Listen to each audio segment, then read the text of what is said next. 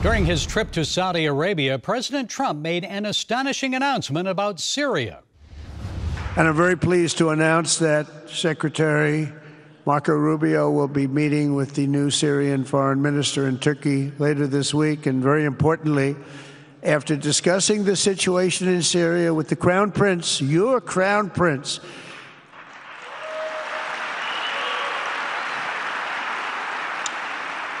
and also with President Erdogan of Turkey, who called me the other day and asked for a very similar thing, among others, and friends of mine, people that I have a lot of respect for in the Middle East, I will be ordering the cessation of sanctions against Syria in order to give them a chance at greatness.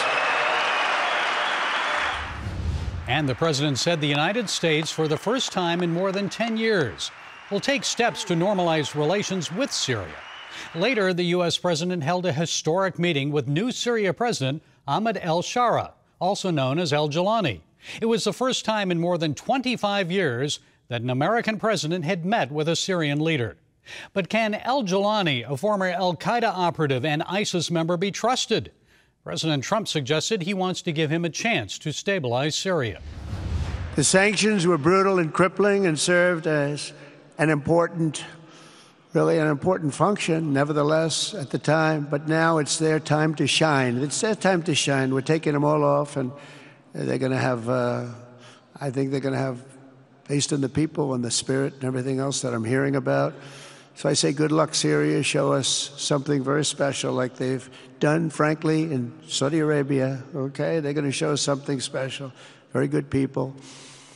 Everywhere we can, my administration is pursuing peaceful engagement, offering a strong and steady hand of friendship to all that will take it in good faith. Earlier, I talked with CBN News contributing correspondent Chuck Holton, who recently returned from Syria. I asked him about Israel's concern for the Syrian Druze and secret talks with al-Jilani's HTS government. Chuck, why are the Israelis so concerned about the Druze? Well, I would call it enlightened self-interest.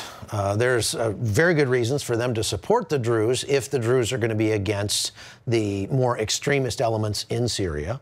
And the Druze have kind of an affinity for Israel, and the Druze in Israel live much better lives than the Druze in Syria do. And so the Syrian Druze are looking at that and saying, we want to align ourselves more with Israel. And they would love nothing more than to become a sort of self-governing protectorate of Israel.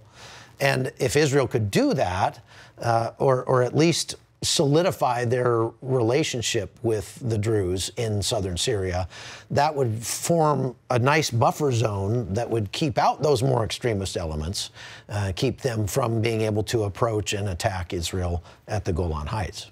And many of those Syrian Druze are from southern Syria near the Golan Heights. Mm-hmm. That's the place where al-Jilani, the Golani, al-Shara is from, the leader of HTS.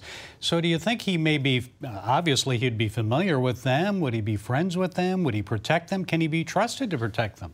Well, if you just look at his history, I don't know that you can trust him as far as you could throw him. And it doesn't matter what I think. It matters what the people in Syria think. And those people, I just came back from there, talking to people in Syria. I didn't find one person who thought it was a good thing that he's leading what remnants of the country now.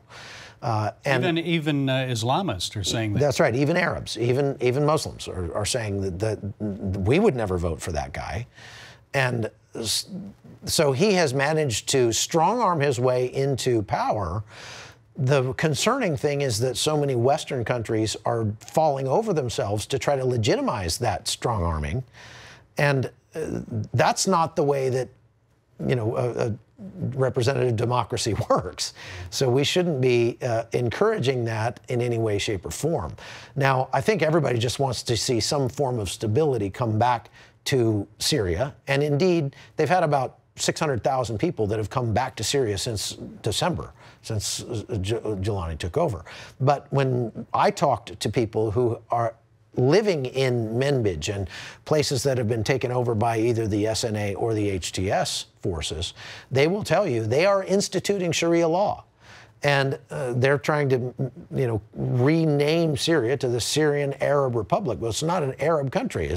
There are Arabs there, but there are lots of other groups there, like the Druze, like the Yazidis, like the Christians, who don't want to be part of the Syrian Arab Republic. They want to have a representative republic that allows them some measure of autonomy, and that's really the only way that they will be safe, because, as my friend Michael Yon likes to say, some fish don't swim together in the same pond very well.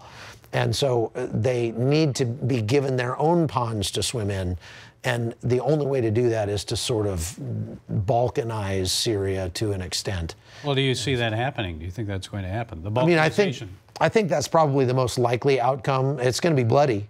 There's no question about that. None of those entities are going to freely give up what they now control.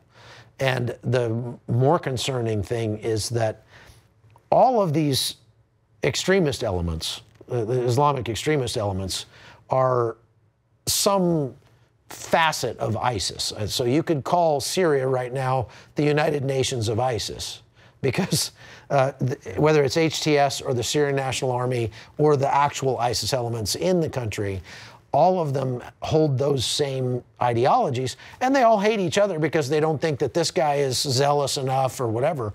But if something happens to unify all of those elements, they'll be pretty much unstoppable as long as they're still backed up by Turkey. Well, why then is Israel talking with HTS? Well, I think they're hoping to keep that from happening. I think what they want to do is try to make some overtures to Giuliani specifically and say, if you're serious about what you're saying to the Western world, which is that you want to create a representative democracy, you want to create a progressive state in Syria, then okay, we'll get behind that.